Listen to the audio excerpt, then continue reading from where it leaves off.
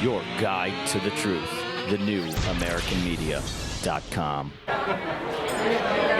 Cheers, Dean. Salute, chin down.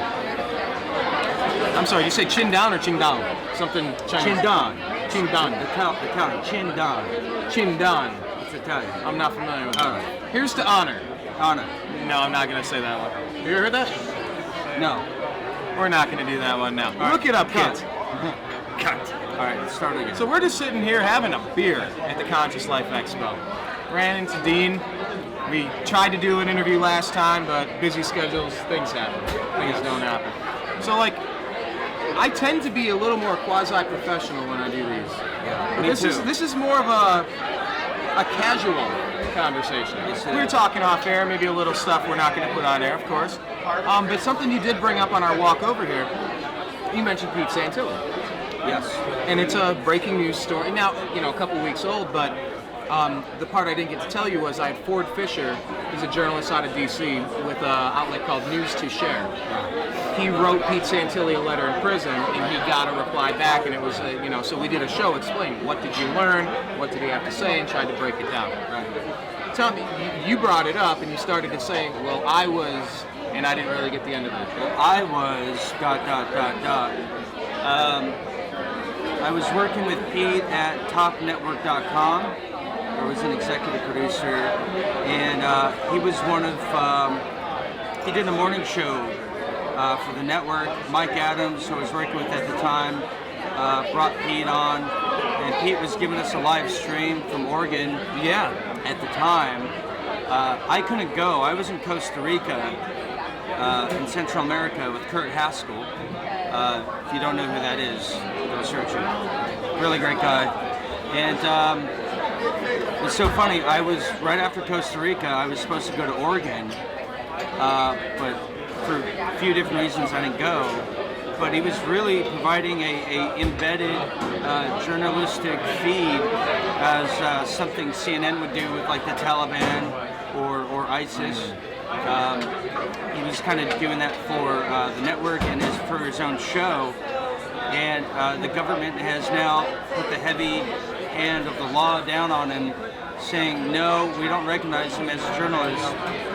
We recognize him as just one of the occupants, or the occupiers rather, the militias. So he's being charged and indicted as conspiracy to impede the government now. So it's a pretty heavy charge. It is. From what I read. And unfortunately I haven't been in contact with him. And Write him a letter, he's asking people to, and he's got no other means of communication. yeah, Or limited at least. and easily that could have been me in there. I know. It could have been any one of us, and that's why this issue is something important worth discussing. Right. I met him for the first time out at Bundy Ranch. We went out there, and I said, man, how did you get this interview? The footage of the Bundy Ranch riot, the attack? How did you know this was a story? How did you get it? And we talked at a 25-minute interview or something. Well, I could have got popped at Bundy Ranch for going to cover the news. Well, he's actually charged in this case Retroactively, right. Yeah. So it's almost like an ex post factoid or ex post facto. If you know your law terms, they're charging him for something before. So it's a really crazy situation, and it's scary in a time where the establishment is now saying to journalists like all of us that you have to register with the county or the city hall or the officials to be an official journalist. Well, the Second Amendment, they want us to register in order to protect our loved ones. Right. The Fifth Amendment doesn't exist. 10th Amendment doesn't exist. Fourth is shredded. Oh, Fourth is gone. Well, I mean, look at the whistleblowers. Edward Snowden. You go to WikiLeaks. There's a lot of journalists. The Third Michael Amendment- Hastings. The Third Amendment's gone because of the NDAA. An indefinite detention without charge, without trial. Sections 1021, 1022. I And believe. let me just tell your audience this. Because of the NDAA that was signed in 2012 by Obama, he got rid of the Smith-Mundt Act of 1948, which prohibited government from legalizing propaganda in the media. That's right. So that was repealed in 2012. That's why in 2015 alone, in 2015 alone, every 25 days there was mass shootings. We did the numbers. Every 25 days there was a mass shooting. Now, is this on average, or On you average. mean okay? In the year 2015. I was gonna say it did not register with me if every single 25 days there was a shooting, but yeah. they're and look at what happened in San Bernardino. Yeah. Now it's an edict to Apple saying now we need a backdoor into this thing. We need you to decrypt the terrorist had a cell phone, so we need you. And it's like, seriously, the Patriot Act. We needed the Patriot Act after 9/11. We have to do it. We have to do it. Just like now, we have to get a backdoor into these phones. Do we? Or do we not? You know, it's like you take one tragedy or false flag, whatever you want to define it as, and then ram through the thing that nobody would otherwise support. Who would say, yeah, hey, take my cell phone, make it easier to take personal selfies that I might have, whatever, or personal conversations, or my contact it. That's nobody's business. It's weird, though, with Apple, though, because it is their business, because they're murderers, and a judge did sign off on we should be able to search it. Do you have a strong feeling on the Apple case? Are you like dead set on absolutely not, or does the fact that a warrant has been issued by a magistrate as per called by the Fourth Amendment, does that change it for you? Because I'm a little conflicted on that one. Well, it's funny, the only people that have the back doors in Apple products are the Chinese. And a lot of these technologies, you know, it's a very strange thing and a very interesting thing, because saying yes, they should, that means I'm going along with the party line of we got to stop these Islamic radicals, you know. You know, forget that old first-hand accounts of the San Bernardino shooting. They saw 3 tall white men in camouflage shooting everybody. Forget that for a minute. Let's go with the Patsy line. So I don't know if I want to go with that. It just doesn't sit well with me. I don't consent. I don't consent. I feel like the Patriot Act was something that I was probably more behind in 2011, 15 years ago. So riled up and so young, it made sense to me at the time. It's patriotic. Oh yeah, it's very patriotic. I don't feel like I hope I never fall for that crap again. So it's my spidey senses are tingling, saying, don't you dare. There's a serious civil liberties issue at hand here. Absolutely. Despite the fact that a judge has issued a warrant to search their belongings. It's complicated, but the government, I would say, they brought this on themselves. They've done nothing to earn our trust, because we know what they're lying about. We know they lie about everything. Absolutely. They're gathering as much data on us as possible, and that's not okay. They are. They want to know who the algorithms on Facebook, the facial scanner recognitions. They want to know who the dissidents are. They want to know who the troublemakers, the people that are talking are. You know, it's no coincidence that all these viruses are happening in Texas. You know, I was one of the first people to break. Hold on, explain that. The Ebola virus.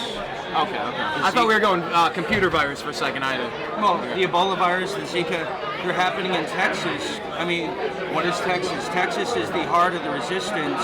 The Republic of Texas. Yes, they have the power to secede. They're the true champions of the Second Amendment of first speech. You know, obviously Texas has its problems, sure. Every place does. What state doesn't? But they know that Texas, I mean, if Texas secedes from the Union, that's going to be a domino effect. Oh yeah. You know, so states. All right, let's prognosticate. Go Jericho. Have you seen the series? I have not. I recommend it highly. God, how do I describe it? I think it's, I believe it's EMP, everything gets shut down, and then it becomes very regional, and then the heavy-handed local militia or military leaders that are running roughshod, you know, kind of like a Halliburton on domestic soil. And anyway, it breaks off like Cheyenne and I think Austin or something. They become new capitals and they fight each other. You got to check out Jericho. But so let's play that game, the Jericho game. If Texas were to actually secede, what other states do you see, like the readout states, New Hampshire? Do you think there's a legitimate shot of? We're just playing a game, but where would you see the other dominoes going? Which other ones? You could say Montana, Idaho, Iowa. Ooh, definitely Arizona. It just depends. It depends who the puppet president is. If it's a liberal president, yes. If it's an establishment GOP, probably not. You know what I mean? It's You got to be good little Republicans with Right. our puppet in charge. And that's why I'm a big advocate of the third party. The third party being in the debates. It doesn't matter what puppet, if it's the Hillary puppet, the Donald Trump, or whoever, it's still going to tote the establishment line of more war, less civil liberties, grow government, more Obamacare, more occupation, more opium growth in More Afghanistan, more death. no, debt and death. Excuse me, debt and death. That's what I'm talking about. That's why I am pushing for the Libertarian candidate this year, Gary Johnson, to really make a stand. They have ballot access, because if the United States, the people of America, were behind the third candidate, we would see a revolution that this country has not seen since 1776. We will see a revolution this country hasn't seen since the 60s. It was on the brink of revolution because of the Vietnam era. That's why the establishment had to push the drugs into the culture to Turn them into bad guys. Turn them into bad guys, right. That's why all the peaceniks of John Lennon, everyone was assassinated. You know, the greatest promoters of peace are the most dangerous to the establishment. So that's why right now, the Generation X, the millennials, we have the power that our forefathers of the baby boomers, that they cannot succeed in doing. We're already winning in the clean food movement. We're winning in alternative energy. We're looking at things like new energy, Tesla, and so forth. We're almost there. We can take the internet back and all these things. We just have to stop voting for Republicans. Yeah, I know it's a Democrats and Republicans, like Jesse Ventura. Yeah, I mean, it's not the ultimate remedy, but it's a small step in the right direction. Let's get rid of the political football, the divide and conquer, the gay marriage things. We need to question, why is government getting involved in love, rather than, oh, let's all, have licenses and be married. You know what I mean? Well, what do they say? Keep the Republicans out of the bedroom, keep the Democrats out of the boardroom. Exactly. Yeah. So we have to understand these things. That's why it's my mission, and if I'm doing a movie, acting, radio, whatever it does, I'm doing it with a liberty-minded sense to inject these ideas in the youth. Right. Because somebody's got it. You got to pass the torch to someone. I'll tell you what, we'll take a quick break here.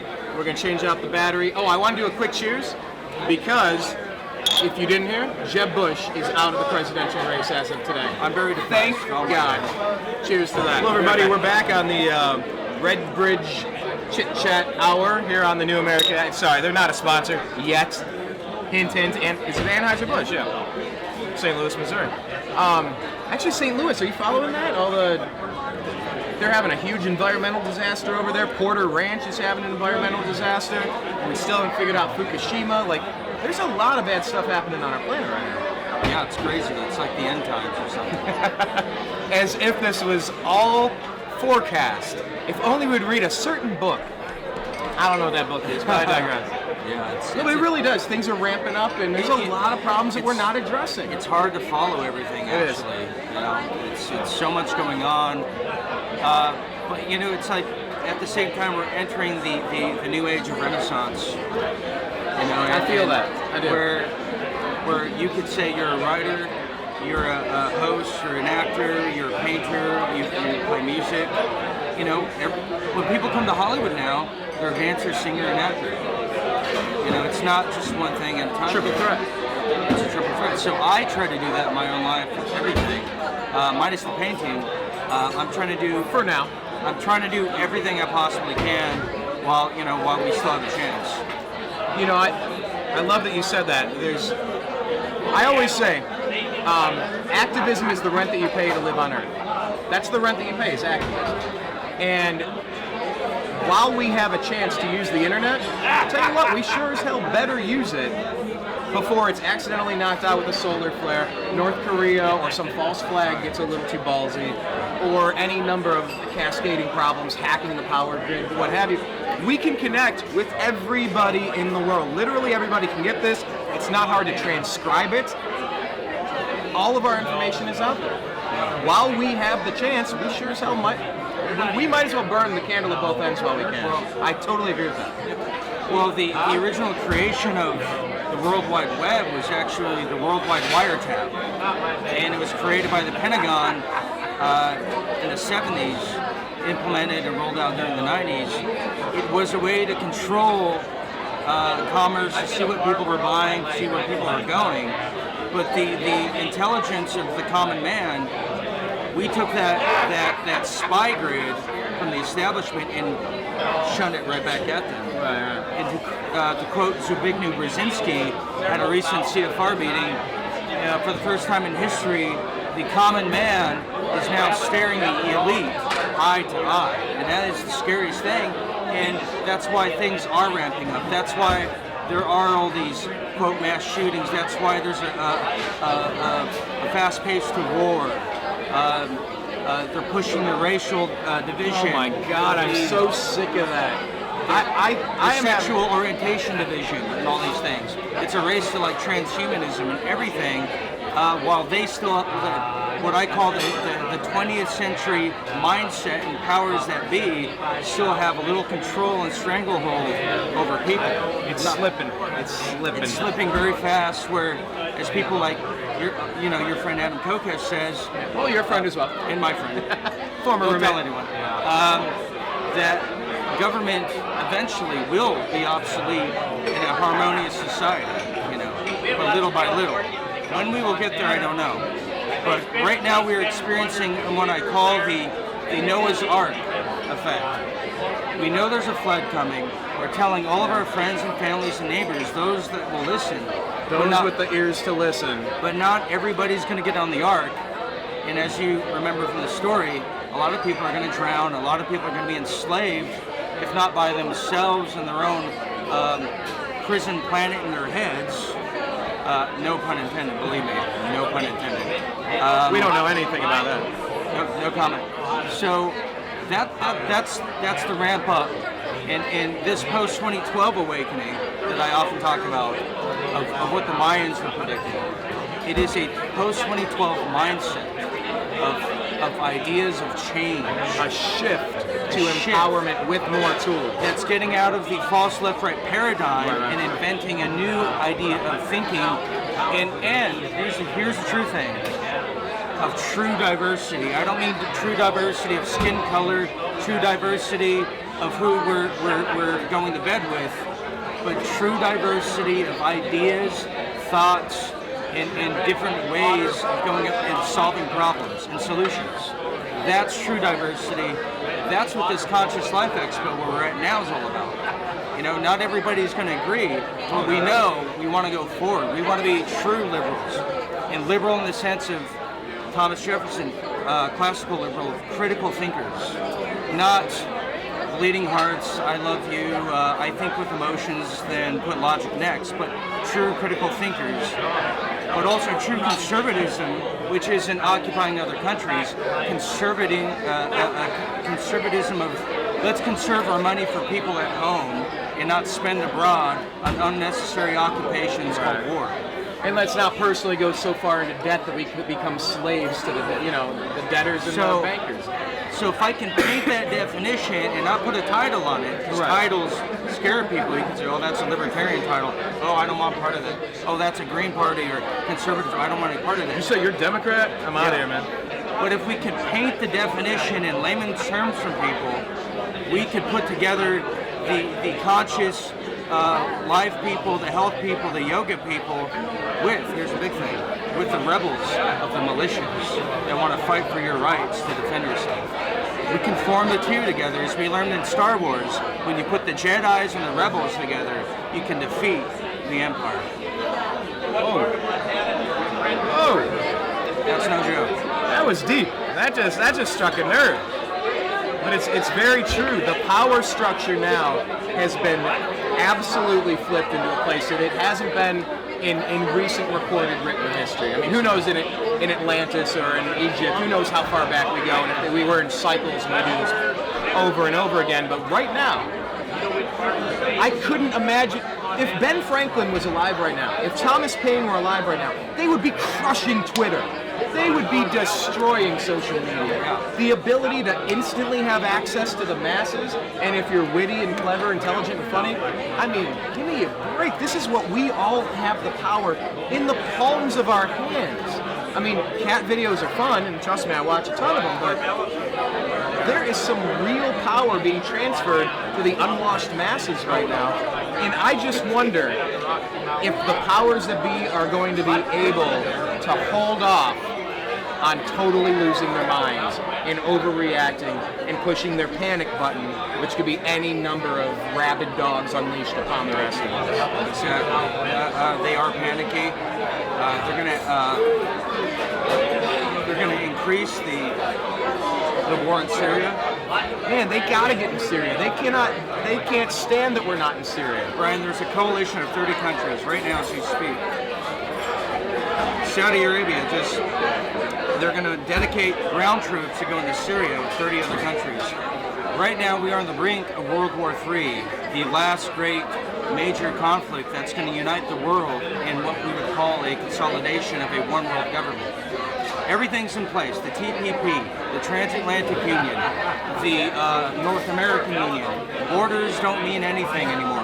Sovereignty of not only state, but personal sovereignty is out the window. They need the last great conflict, and this is going to be it. A lot of people want to say, well, maybe it's going to be the introduction of the extraterrestrial. Who knows? They have things for that. Project Bluebeam. I love. Did you see Tupac performing at Coachella? Absolutely. You got these 3D holograms. Obama's already doing it. You tell me you can't put this on the Temple Mount. You're telling me you can't do this in Mecca?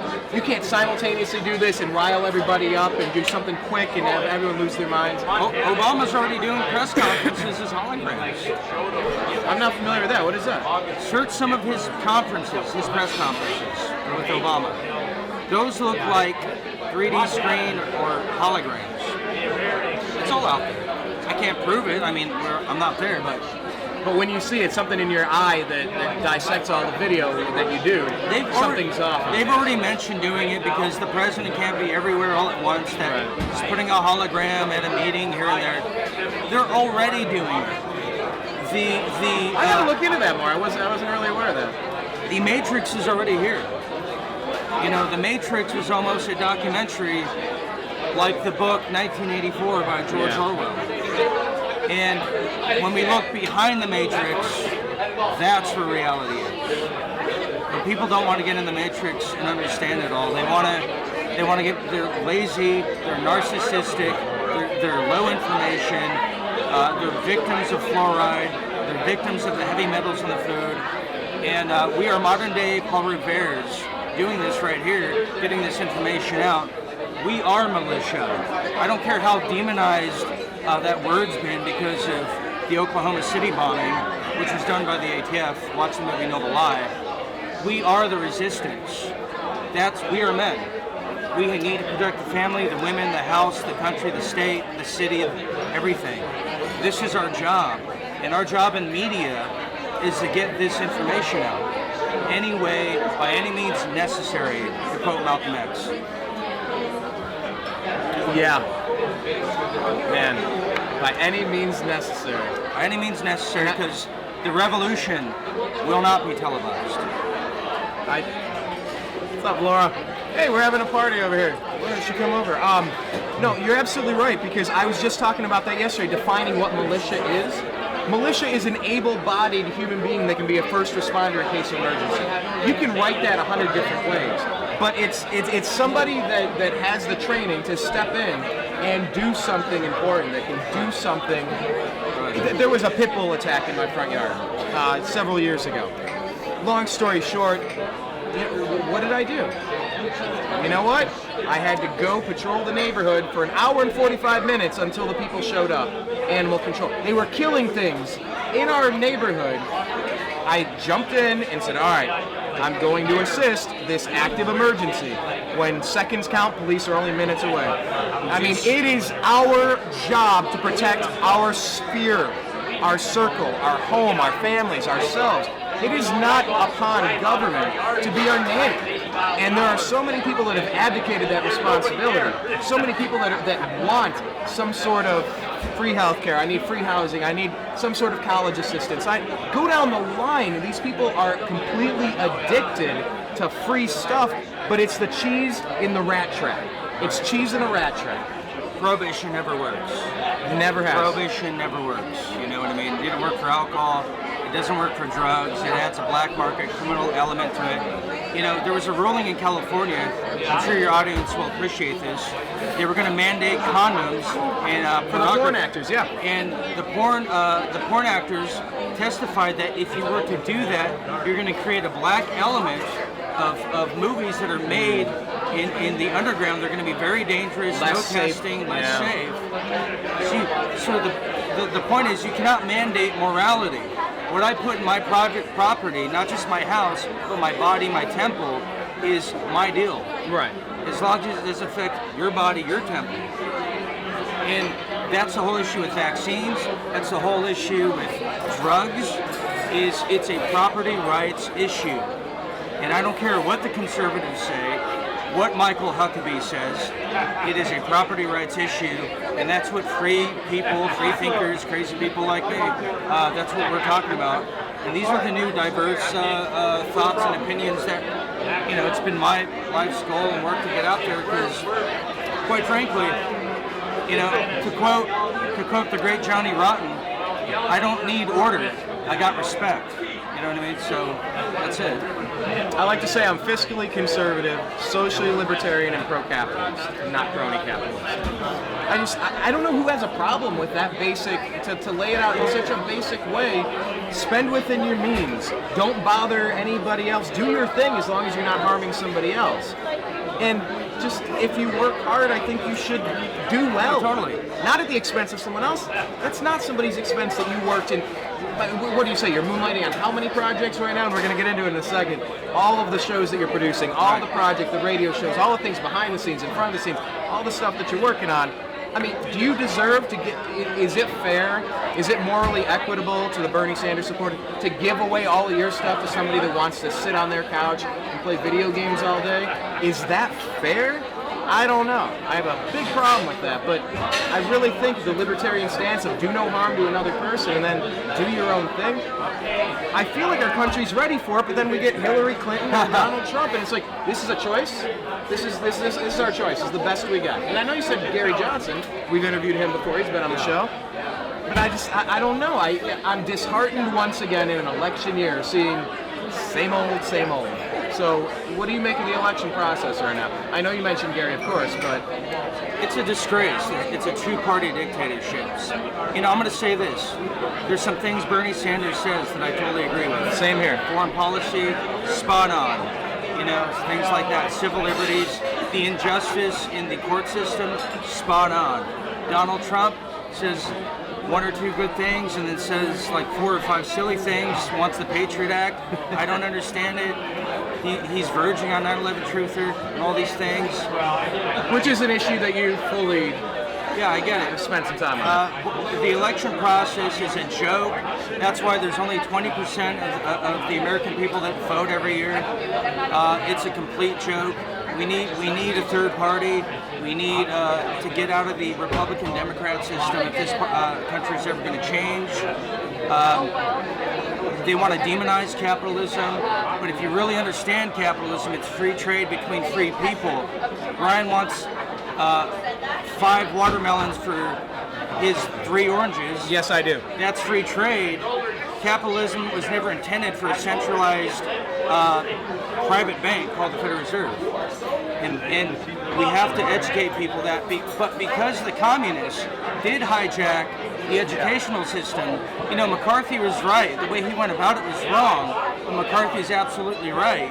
You can't go to university system today and take an average class and not have a progressive communist-leaning professor indoctrinating our children. That's why they want to demonize homeschooling. Oh yeah. They want to demonize, and not everybody can homeschool. You know, people got to work. Back in the 40s, 50s, 60s, one person used to be able to go to work and earn enough to provide for a family, and someone could stay home and raise the family and raise the kids. It's not that way anymore. They've devalued the dollar, 96%? It's a class warfare. They said, well, you don't want your kids to be mandated the vaccine of the SB 277 bill here in California. Well, then you can homeschool your kids, but parents are either single parent homes, they both got to work, Nerds don't speak English, have no clue what's going on. It is a class warfare on the people. And with the socialism, how that works, everybody's poor, and only the elite top have the money. Well, you mentioned George Orwell. Animal Farm told us that. All animals are equal. Some are just more equal than others. I mean, I read the book. All animals are equal. Some are just more equal than others. And in 1984, Animal Farm, it illustrates how these good-sounding ideas turn horrific real freaking fast, and they must be avoided and fought with everything that we have, because once we lose the freedoms that we have now, how are we getting those things? You're never getting them back. There's almost no way we're going to get those back. There's never a sunset. You know, Mexico is one of the poorest countries. However, Mexico City, they have the highest millionaire per capita of the whole world. Very rich parts of Mexico. Really? Yet they have the poor of the poor, and you go to Guatemala, it's even worse. I've toured those countries. Complete gun ban. In Mexico City. For the good guys. Complete But gun the ban. cartels can. And then you have immigrants. You have legitimately families, immigrants, running for their lives, trying to get in the United States because of the 5 cartels that are beheading people that are being funded by our Central Intelligence agencies. So I'm not trying to demonize illegal immigrants, but I do understand the plight of the illegal immigrant trying to get out of the war on drugs. You know, we want to stop illegal immigration. Let's stop the war on drugs. How about that? What a revolutionary idea. Yeah, I watched a special last night. It was like a 3-hour special on cocaine. And it just went on and on and on. And to think of all the governments that we've propped up, that we've destroyed, all the stuff we've done behind the Ho Chi Minh. scenes. Yeah. What are we doing? How much opium? How many more heroin cases have you heard about in the past 15 years as opposed to the rest of your life? The opium that's being brought in, all the stuff that's happened from Afghanistan, from the fields, the personal stories that I've had with people that were serving, who were actively patrolling. Their job was to protect the perimeter of the opium fields, of the poppy fields. That was their job, to protect the heroin. Give me a break. This is someone I know, I've spoken with. This isn't just some. How do you? There's no way to reconcile that we're the good guys anymore. I swear, Putin's banning GMOs. He's protecting Edward Snowden. Am I through the looking glass? Like, am I in the bizarro world? Is he the good guy and are we the bad guys? Is he opposing the New World Order? Is he Snowden? No, Putin in Russia, Putin. but and then also Snowden. Is he not what we think he is as well? Let me There's a lot tell of you this. questions. This is very interesting because I have a talk tomorrow. I'm going to talk about this. Putin's very pro-family. I'm not saying he's a perfect guy. Putin's pro-family. He's encouraging family. He kicked the big bankers out. He kicked Goldman Sachs out.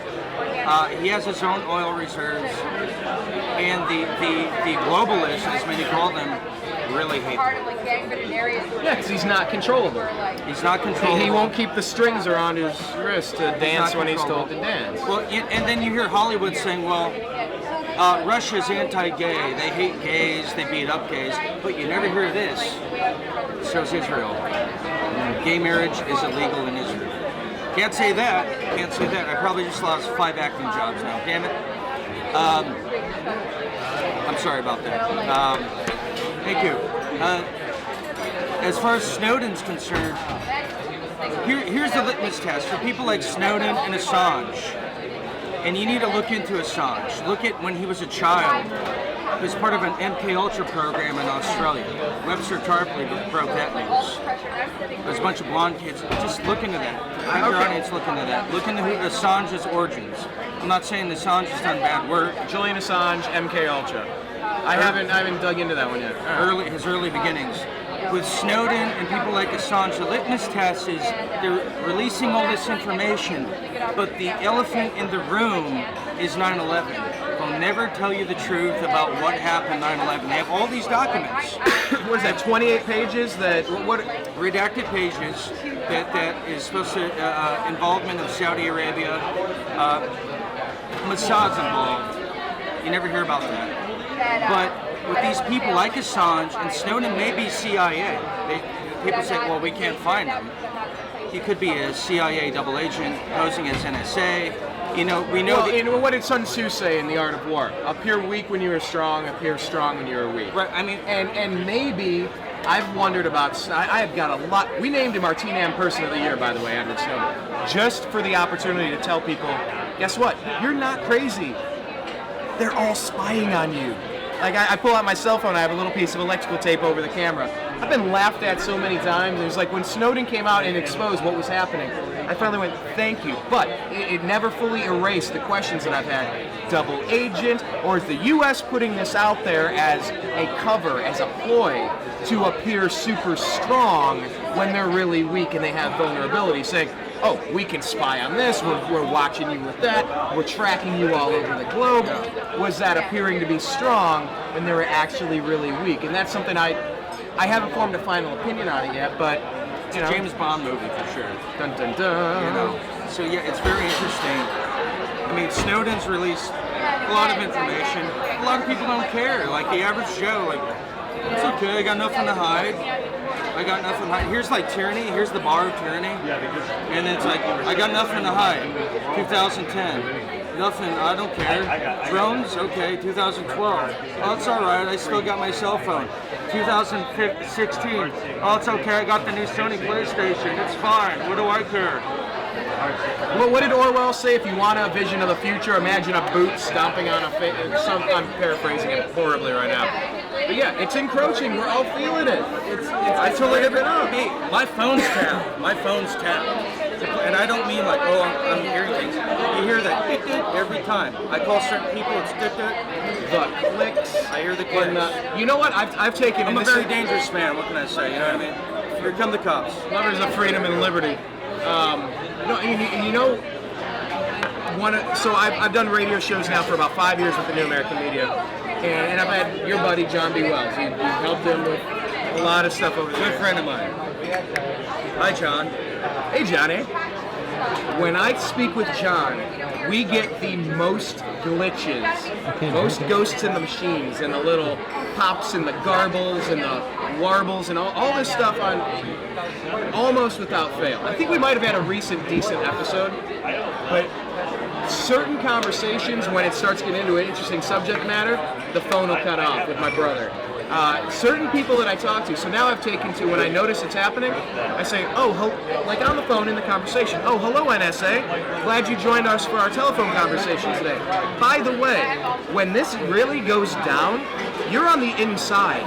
You have access that we don't have. You can be a closet patriot.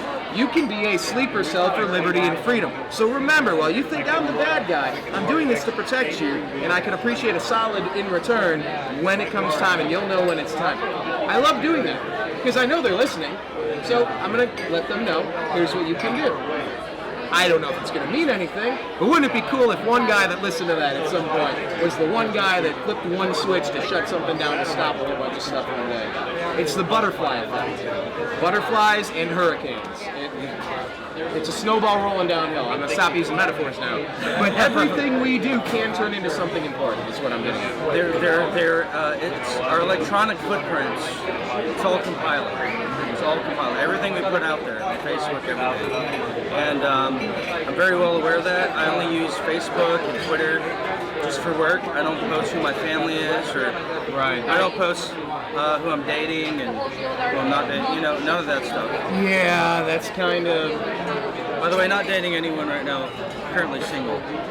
Where do they find you on Facebook, by the way? The Dean Ryan. And Twitter is the real Dean Ryan. No, but as we're starting to do these plugs here, I do want to kind of get into what you've been working on and have a chance to explain the projects that you've been doing. So, the Dean Ryan. For the people that aren't as familiar with your work, let's kind of give them the recap of where they might have seen things that they didn't know you were a part of, or then some projects that you're now working on that will be more out in front and kind of front and center. Sure. I kind of did things backwards. I wanted to be behind the scenes and as a producer, work the background, create that's because I want to learn my craft. You know, before becoming a chef, I want to be a sous chef, and you know, the whole Prep deal. cook, line cook. Hell, Right. wash the dishes so you understand how it all flows. Exactly. I want to monopolize the background. I started off at Infowars.com a few years ago. That was the first major thing you said? That was my breakthrough. Was my first hit. I did some great things there. Sort of segment producer for Alex. I did really cool reports, celebrity reports, the whole gamut. Then I went to Coast to Coast, worked with John B. Wells as a segment producer, and left there. Did 21st Century Wire. Did some cool things with Adam Kokesh, freelance for a while. Then I teamed up with Natural News a year ago, and Mike Adams. I did foodrising.org and talked about health. And more recently, I helped launch TalkNetwork.com, one of the biggest podcast networks out there, and kind of left that now focusing on TV and film. I got 2 new film projects I'm working on. I wrote a film about drugs. That's going to be really cool about drugs. There was such a stoner way to describe it. I'm working on this thing about drugs. It's about drugs. I mean, I can't. Yeah, it's and then the big one. Wait, okay, but let me ask then, what is the angle of the thing on drugs? Is it a retrospective, an overview? Is it focused on the war on drugs? Is it more on policy? Like, you can't tell every story in the amount of time you have. What is like kind of like the main? It's about full transparency of what certain drugs are. What is the truth about ayahuasca? What is the truth about cocaine? Or the psilocybin? Psilocybin, all these drugs. And we want to show the ones that are not good. I mean, it doesn't mean I'm doing heroin. I'm not using any needles. But it's gonna be pretty cool. I'm still finishing that up. My big movie I'm making with Sean Stone. Sean Stone, people might remember and recognize from. He's on Buzzsaw. He's on RT. His father's Oliver. He's done JFK, the whole gamut. And we are writing a new movie on 9/11. Oh wow! Thank you so much. Cheers to 9/11. What up? Thank you. Actually, I mean, we should do that for my homies, right? Yeah, we're doing a film on 9/11 for the anniversary. Sean's going to direct it. I'm producing it. It's being written by Jim Mars, Richard Grove, Dylan Avery from Loose Change, and Mr. Ed Asner is going to be one of the producers as well.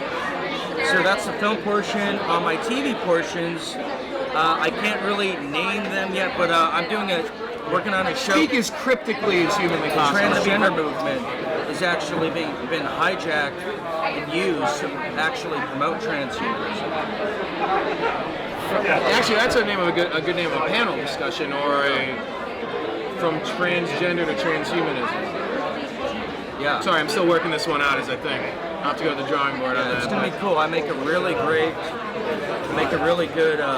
leap to it all, and the whole Bruce Jenner, Caitlyn Jenner fiasco, and anyways, in a libertarian society, do as thou wilt. I don't got to be anybody's cheerleader though. I don't have to wear pom poms. But I think that's lost in 2016. I feel like if you're not you remember Brett Favre and his reaction at the ESPYs? People kept cutting to it, and he's just kind of like, everyone's like, oh, what an inspiring, beautiful woman. What did South Park did a whole episode about it? She's an inspiring, beautiful woman. You don't need to cheerlead people's personal decisions in their drug choices and their lifestyle. Hey, I don't like watching old people have sex. I don't cheerlead. You're an ageist, man. I know. In that regard. Anyways, to finish up what I'm saying, it's pretty good. We sold out. Actor Ed Asner is going to be joining us for a few minutes on stage. Professor Griff and Jordan Maxwell. And we're going to do a big Q&A, and we're going to have pictures. I love Jordan Maxwell. That guy is so interesting. Yeah, he's great. You wind him up and just... Actually, I stood on the other side of the bar, talked to him for about 2.5 hours with some of my buddies a couple of years ago, and you're just like, Yes, Professor. I am listening. Tell me more. It's great. I'm listening. It's going to be awesome. So it's going to be fun, and I get to rip on Sean Stone for about 90 minutes and totally bury him. It's going to be awesome. And who couldn't enjoy that? Yeah, well, he's had it coming for a long time, and I hope you're watching this. You know, I'm the real gold medalist. You understand? Okay. That might be a little bit more inside information. I'm not really sure what that's referencing, so I won't he'll support watch it. I'll send this to him. Deal. All right, so I the love best, you, Sean. so the best place is to stay in touch with you as you work on all these projects. Let's get all of the places on social media. Where do they need to go? Currently, just Twitter at the real Dean Ryan, and I'm all over Facebook, and I'll have some major things to promote, major websites to promote coming up very soon. So, you know, just don't Google me. Startpage.com me. Doesn't record your IP address. Don't Google me, bro. Don't Google me, bro. No, yeah. Yes, Start Page. Catherine Albright. Thank you. She was supposed to be back on the. Thank you for reminding me. I gotta call her again. Yeah, she's been on the show. Spy Chips and all that stuff. Catherine Albrecht is just Awesome. one of my favorite people. Awesome. Yeah, but Start Page stuff, don't Google it. Don't All Google me, Start Page. Start paging, bro. All right, so thank you for spending some time with us here on. I don't even know what this episode is called. It's not necessarily agree to disagree. It's not necessarily unconventional. It's just a chat. It's a fire. Tis a fireside chat with the Dean Ryan. It's a beer summit. Tis a beer summit. Obama, the gift that keeps on giving. Those Cambridge police acted stupidly. I digress. No, but seriously, thank you very much for your time. Finally. Enjoy the rest of this. Yes, finally. Yeah. But finding out now, we're kind of neighbors. We might have to meet up for a beverage from time to time. Absolutely, yeah. I live off, where are we still filming? Never mind.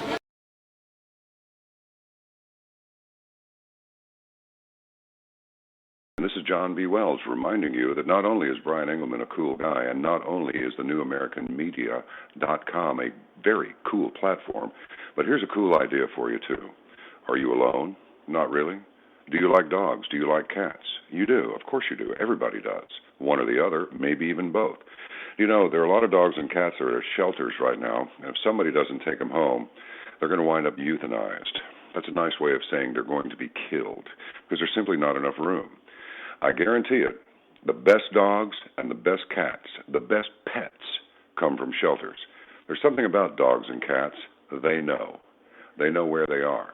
You walk through one of them, and certainly at least one is going to look at you and go, I wish you'd take me home. I'm in hell. Please take me out of here. It'll be the best thing that you ever did for your soul. You'll feel good about it. And not only that, but you have a friend for life. Doesn't matter if you got money, you don't have money. Well, it doesn't make any difference to a dog or cat. All they need is the sound of your voice and maybe even the stroke of your hand, and they're fine. Maybe a little food every once in a while. The sweetest sound that those pets ever hear is your voice. Think it over and adopt a cat or a dog from a local shelter today. I'm telling you, you'll be glad you did.